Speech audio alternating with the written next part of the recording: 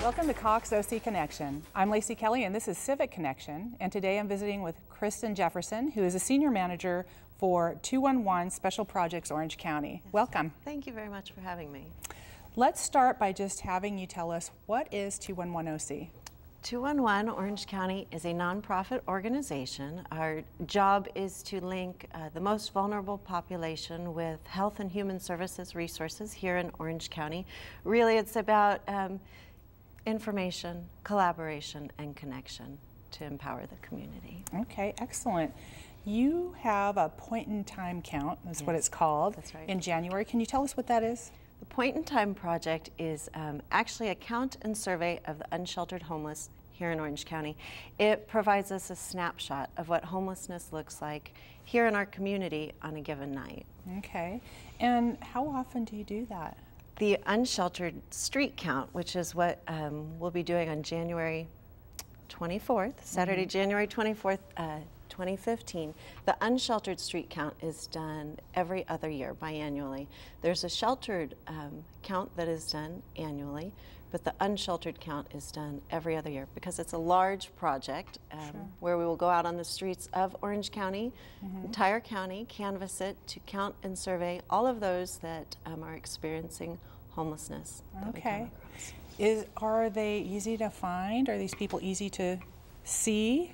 You know, we actually are right now in the process of mapping Orange County. Orange County encompasses about 800 square miles, and so it would be virtually impossible for us to canvass the entire area. So the methodology we use is a sampling methodology, and they take the information that we have from that and extrapolate it for the county wide. Currently what we're doing is we're working with the homeless service providers in the county.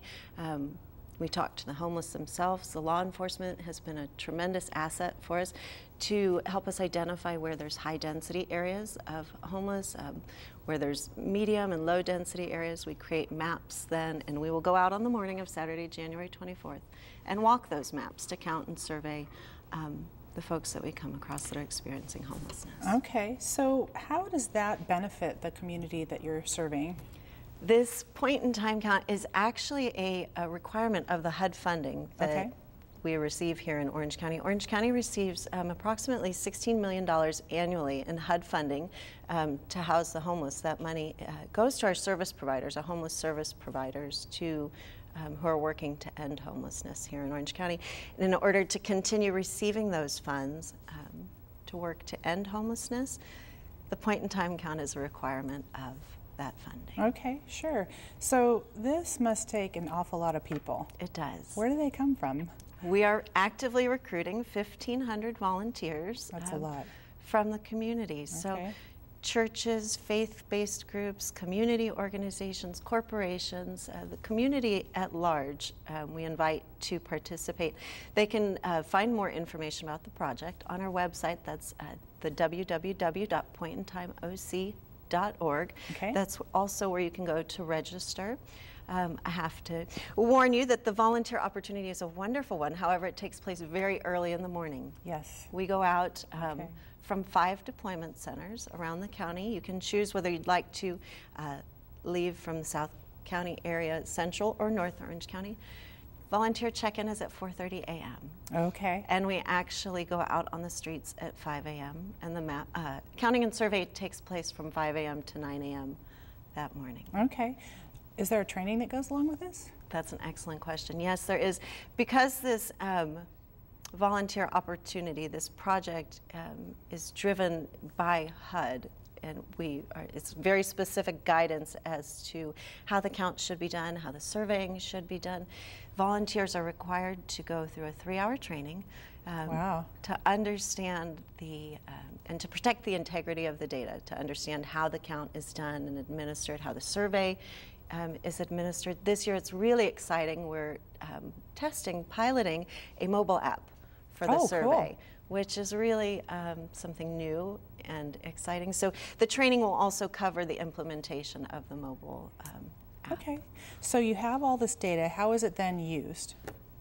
after we collect the data, we send it up to the wizards in Sacramento that work with us to tabulate it, analyze it, and they produce a really comprehensive, thorough report that's shared with the public, county officials, the electeds, private funders, and it contains great information. This point-in-time count really gives us the snapshot, but it paints, it gives us a picture of what homelessness looks like. It tells us the demographics, who's experiencing homelessness, the number of veterans we have that are homeless on our streets, the number of families that we have.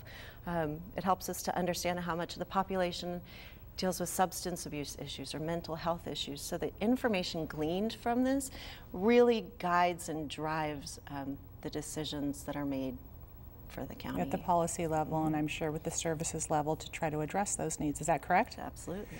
Okay, well, that is a daunting task, and I'm sure one that really tugs at your heart, but we appreciate that we have you in this county doing that work. Thank you. And I want to thank you for sharing it with us today. We have Kristen's website up that you can get more information on the 211 program, and we thank you for visiting with us today. Thank you, Lacey. Thank you for having me. You bet. Thanks for watching Cox Civic Connection. We'll see you next time.